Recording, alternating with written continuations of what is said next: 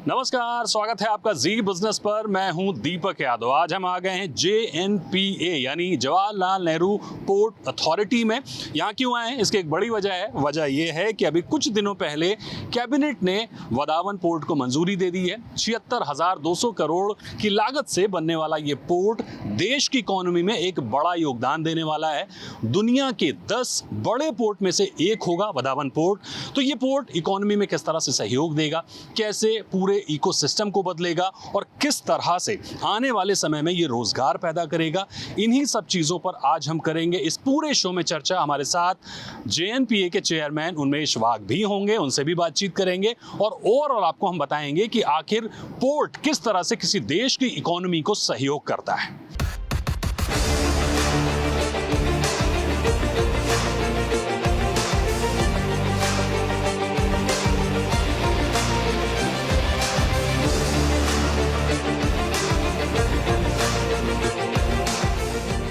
हमारे साथ हैं JNPA के चेयरमैन उन्मेष वाघ सर।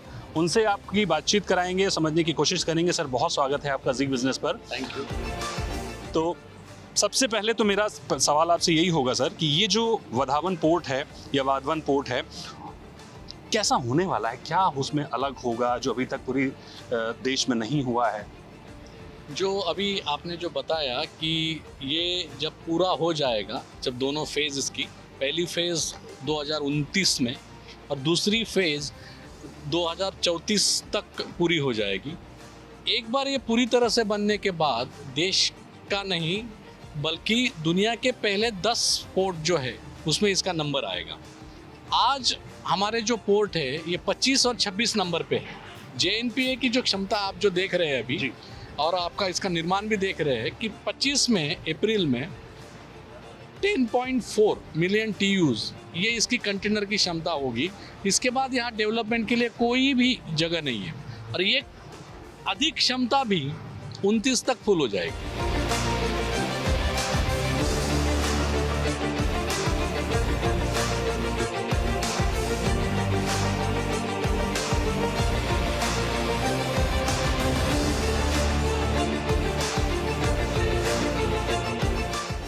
सर, अभी मैं डेटा देख रहा था कि जो कार्गो सेवा है 2023 में करीब 11.39 मिलियन TEU रही थी, जो कि 2024 में 12.31 TEU की उम्मीद की जा रही है।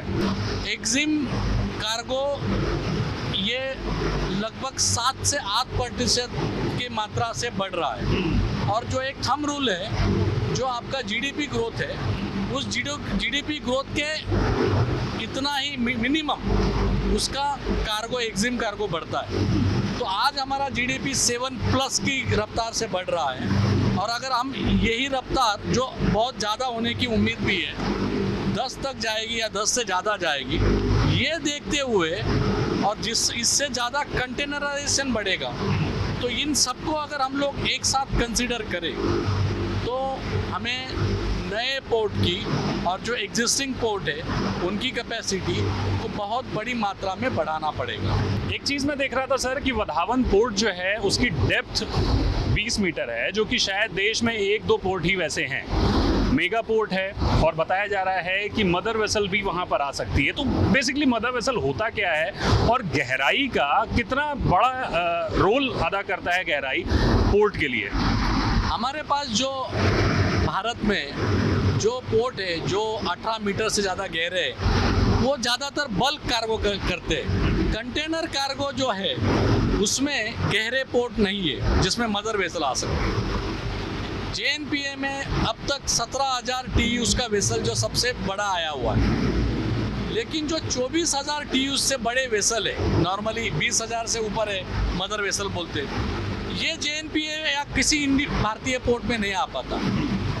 इसके वजह से क्या हो रहा है, जो 25% हमारा कार्गो है वो जबेल अली, कोलंबो या सिंगापुर जाता है और वहाँ से फिर भारत में आता है। इससे 10,000 रुपये से लागत बढ़ जाती है, क्या कॉस्ट बढ़ जाती है।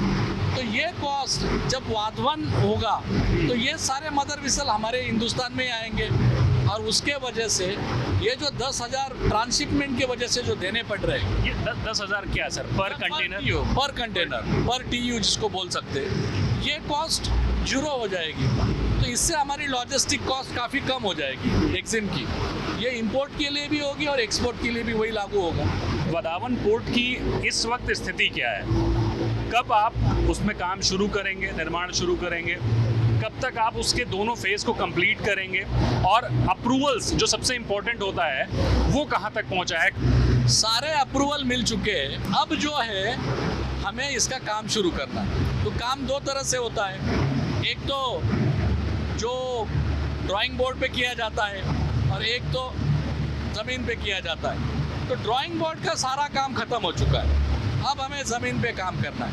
तो ये कैबिनेट क्लियरेंस के वजह से हम लोग रुके हुए थे। अब ज़मीन पे काम शुरू हो जाएगा। तो सबसे पहला काम क्या करना है? पोर्ट तो पूरा समंदर में बन रहा है, तो उसके लिए हमें कुछ ज़मीन की ज़रूरत नहीं है। लेकिन जो कनेक्टिविटी के लिए ज़मीन की ज़रूरत है, रोड और रेल के लिए, उसका एक्विजिशन का काम NHAI शुरू कर देगी। एक्विजिशन नेक्स्ट 2-3 महीने में होने के बाद उसके आगे हमारा रास्ते का काम शुरू होगा और उसके बाद रास्ते का काम शुरू होते ही, ख़त्म होते ही हमारा तुरंत जो समंदर में जो फीलिंग करना है और लैंड क्रिएट करना है, जो ब्रेक वाटर बनाना है, उसका काम शुरू होगा। तो रास्ते का काम इस मानसून के बाद शुरू होगा और पोर्ट में के अंदर जो काम करना है वो अगले मानसून के बाद शुरू होगा। पहले जो इंफ्रा प्रोजेक्ट लेट होते थे उन्हीं को देखते हुए गति शक्ति पोर्टल लॉन्च किया। 16-17 मंत्रालय उसको एक साथ लेकर आए, सिंगल विंडो क्लियरेंस हुआ, काम तेज़ी से बढ़ने लगा। तो गति शक्ति कितना बड़ा रोल निभा रहा है इंफ्रा प्रोजेक्ट्स के लिए?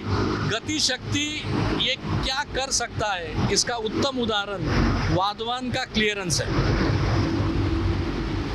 गति शक्ति के वजह से लगभग 20 से ज़्यादा विभागों का अलग अलग तरीके से क्लियरेंस ज़रूरी था। इस प्रोजेक्ट के लिए बहुत सारे विभागों की अनुमति और सपोर्ट की ज़रूरत थी। ये सारा अगर हम इंडिविजुअल डिपार्टमेंट के पास जाते और करते तो शायद 2-3 साल लग जाते। लेकिन गति शक्ति के वजह से 3 महीने में जुलाई 31, 2023 को Dahanu taluka environmental protection authority ने हमको गो अहेड इस प्रोजेक्ट को दिया और सारे क्लियरेंस दिसंबर तक हमें मिल गए। ये सब गति शक्ति के वजह से ही संभव हो पाया है। 6 महीने के भीतर सारे क्लियरेंस के साथ कैबिनेट के सामने जाता है, तो इसमें गति शक्ति का रोल सबसे बड़ा है। लागत है वो करीब 76,200 करोड़ की है। ये 76,200 करोड़ कैसे आएंगे? आपकी और MMB की जो पार्टनरशिप है, जो हिस्सेदारी है, वो कितनी है? टोटल फंड कैसे आएगा? क्या प्रोसीजर होगा? टोटल 76,000 इसकी लागत है। तो उसमें से लगभग 50,000 करोड़ JNPA और MMB को करना है और बचे हुए लगभग 40,000 प्राइवेट पार्टनरशिप से आएंगे। पहले फेज़ में लगभग 48,000 लगने वाले हैं। उसमें से लगभग 35,000 से 38,000 करोड़ ये हमारा कंट्रीब्यूशन है, JNPA और MMB, और बाकी के प्राइवेट सेक्टर करेगा। अब ये देखें कि इसमें 13,000 करोड़ की इक्विटी है जो JNPA के पास है और MMB का जो उसमें हिस्सा है लगभग 3-3.5 हज़ार करोड़ का, उन्होंने ये कहा है कि उनके पास वो पैसे हैं।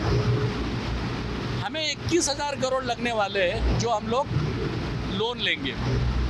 पावर फाइनेंस कॉरपोरेशन ने परसों ही हमें लेटर दे दिया है और सैंक्शन लेटर दिया है 21,000 करोड़। वदावन पोर्ट जब आपका बनना शुरू होगा या बन के तैयार होगा तो वहाँ पर किस तरह की रियल एस्टेट, किस तरह की इकोनॉमी डेवलप होगी, कैसे लोगों को नौकरी मिलेगी, कितने रोजगार उत्पन्न होंगे, उसको लेकर क्या स्टडी है? पालघर डिस्ट्रिक्ट का जो मोखाड़ा, विक्रमगढ़, वाड़ा, पालघर, डहानू, ये जो भाग है, यहाँ उद्योगों के अवसर नहीं है। लोग बोईसर, तारापुर की MIDC में जाते हैं या मुंबई आते हैं। इस पोर्ट के वजह से उस भाग में लगभग 12 लाख जॉब्स सिर्फ पोर्ट के सेक्टर में निर्माण होंगे और वो जो इसके 12 लाख जॉब निर्माण होने से जो बाकी इससे संबंधित क्षेत्र है, जैसे वेयर हाउसिंग है, कंटेनर फ्रेट स्टेशन है, ट्रांसपोर्टेशन है, रेल लिंकेज और रोड लिंकेज से जो बाकी अलाइड सेक्टर है, पेट्रोल पंप्स है, रेस्टोरेंट्स है, होटल्स है, इनमें तो इससे कई गुना ज़्यादा रोजगार निर्माण हो। हम लोग ने स्किलिंग ऑलरेडी शुरू कर दिया है। 15,000 से ज़्यादा यूथ का डेटा हमारे पास है।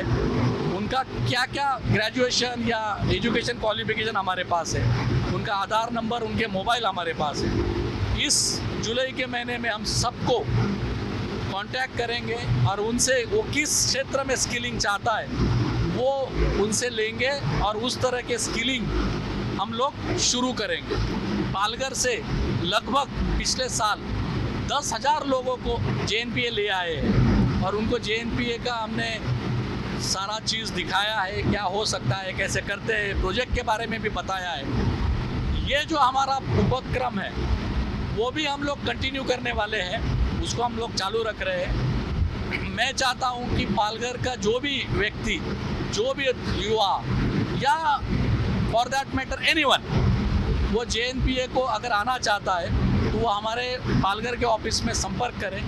हम उसको JNPA ले आएंगे और JNPA की सारी जो गतिविधियाँ है उससे उसको वाकिफ़ कराएंगे और वार्ड 1 में क्या होने वाला है और वार्ड 1 में उसके लिए क्या है उससे भी हम उनको रूबरू करेंगे। क्या चैलेंजेस आप देख रहे हैं जिन पर अभी आपको लगता है कि सबसे फोकसली काम करने की ज़रूरत है? सबसे बड़ी चुनौती अगर आप हमें पूछेंगे तो वो है कि एक जो हम लोग कॉन्ट्रैक्ट देंगे उसके लिए सही सक्षम काम करने वाले को चुनना, ये सबसे बड़ी चुनौती है। हमने JNPA में ऐसे काम किए हैं तो चुनौती ज़रूर है, लेकिन हम उसके लिए तैयार हैं। दूसरी जो चुनौती है वो, क्योंकि ये बहुत बड़ा प्रोजेक्ट है तो उसमें कई लोग काम करेंगे, तो उसका जो समन्वय है वो ठीक तरह से हो, ये दूसरी चुनौती है। और उस समन्वय के दौरान एक आदमी पिछड़ता है तो उस पर टाइमलाइन पे काफ़ी फ़र्क पड़ता है और हमें ये 5 साल में कंप्लीट करना है। तो उस समन्वय को रखना और किसी को भी पीछे न रहने देना, ये हमारा काम है। वो काम ठीक से करना ये एक चुनौती है।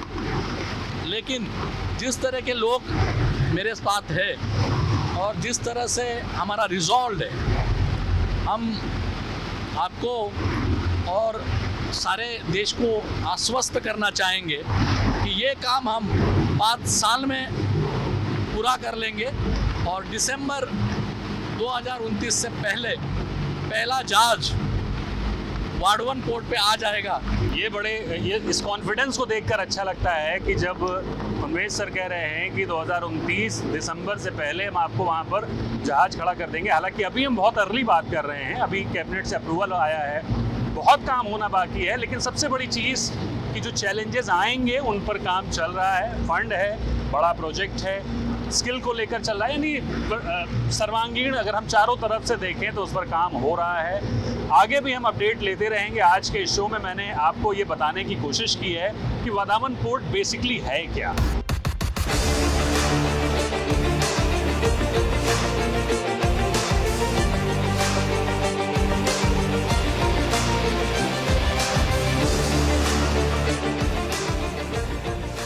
काफ़ी कुछ वदावन पोर्ट के बारे में हमने जाना, समझने की कोशिश की कि आखिर वदावन पोर्ट किस तरह से देश की इकोनॉमी में योगदान देगा, किस तरह से वहाँ पर स्किल डेवलपमेंट होगा, लोगों को रोज़गार मिलेगा। और सबसे बड़ी बात कि कार्गो किसी भी देश के लिए बहुत बड़ा कारण होता है, उसकी इकोनॉमी के लिए, उसको बढ़ाने के लिए। जाहिर तौर पर वदावन पोर्ट एक बड़ा गेम चेंजर साबित होने वाला है देश की इकोनॉमी के लिए। तो उन्मेश सर, बहुत शुक्रिया आपका, आपने अपना समय दिया और सॉरी आपको हमने धूप में बहुत देर तक जलाया। ठीक है, हमारा काम है। Thank you so much sir. Thank you so much sir.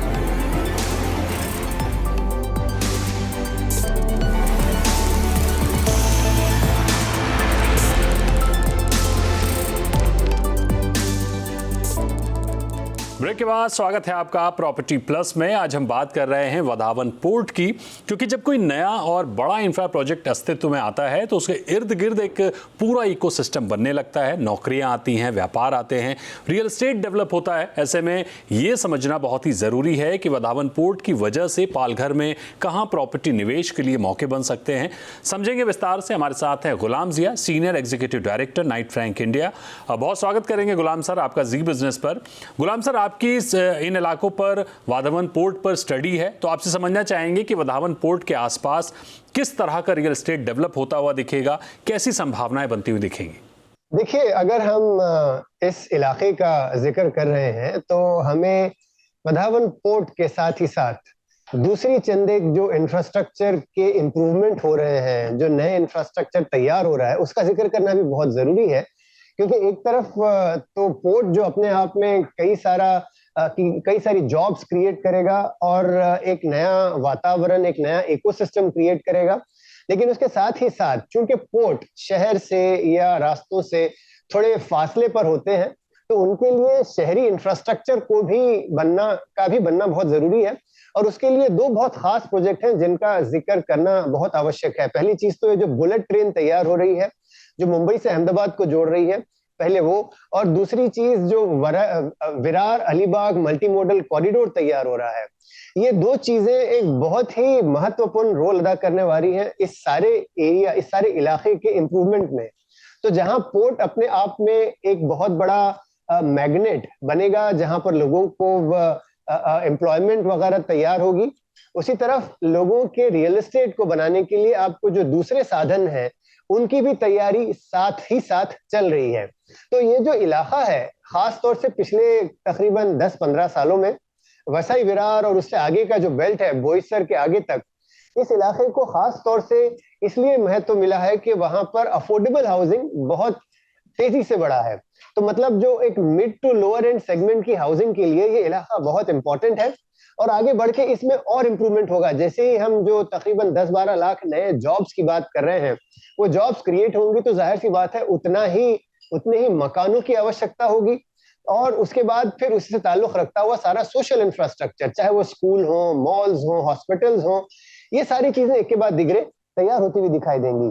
तो ओवरऑल जो वातावरण बन रहा है उसमें ये पोर्ट बहुत ही इंपॉर्टेंट रोल अदा करेगा। लेकिन उसके साथ साथ जो ओवरऑल डेवलपमेंट तैयार हो रहा है उसको भी मद्देनजर रखते हुए हमारा ये कहना है, हमारा ये रिपोर्ट ही बता रही है कि आगे चल के ये सारे इलाके को अफोर्डेबल हाउसिंग के लिए एक बहुत बड़ा बूस्ट मिलने वाला है। अहम बात कही आपने कि अफोर्डेबल हाउसिंग को एक बड़ा बूस्ट मिल सकता है इन इलाकों में। हालांकि अभी शुरुआती स्टेज है, तो गुलाम सर, अगर कोई लॉन्ग टर्म के लिहाज से निवेश करने के लिए सोच रहा है तो उसे पालघर में कहाँ निवेश करना बेहतर होगा? अब आज अगर हम इस पोर्ट की बात करें और उस पोर्ट की वजह से जो आसपास पालघर डिस्ट्रिक्ट में सारे जो डेवलपमेंट होना है आगे चल के, उसको होते हुए कुछ वक्त लगेगा। और शुरुआत में अगर हम आजकल की बात करें, आज ही नहीं, आज से पिछले कुछ सालों में लोगों ने इस इलाके में बहुत सारी जमीनें खरीदी हैं। तो जिनके पास पैसा अफराद से है, ज्यादा है, उनके लिए तो बहुत सारे साधन आज भी मौजूद हैं। लेकिन जो एक मिडिल क्लास का औसत दर्जे का शहरी है, उसके लिए इस समय बहुत ज्यादा अपॉर्चुनिटीज नहीं है।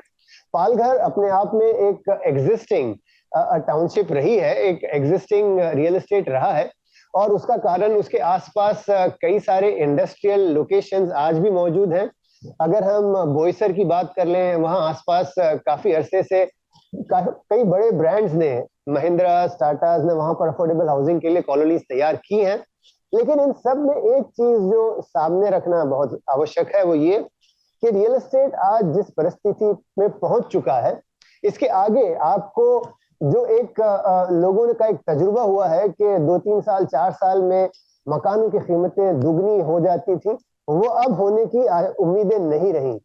और जो आवश्यक ये है समझना कि इन्वेस्टमेंट का जो ग्रोथ है, जो अप्रिसिएशन है, वो अगर 5-7%, 10% ज्यादा से ज्यादा सालाना की दर से अगर बढ़ रहा है, तो उसे एक निवेश के तौर पर देखना शायद सही नहीं है, क्योंकि उसके अलावा दूसरे कई सारे साधन हैं जो इससे बेहतर रिटर्न आपको दे सकते हैं।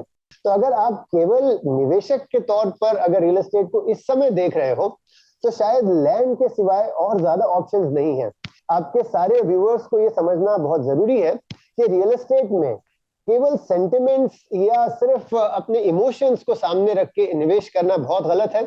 वक्त के साथ साथ जैसा आपने भी बताया कि इस शहर को इस पोर्ट को बनने के लिए 10 से 15 साल दरकार है, और उसी तरह उसके आसपास जो सारी शहरी आबादी बसती है उसे भी बसने के लिए शायद उतना ही या उससे ज्यादा समय लगेगा।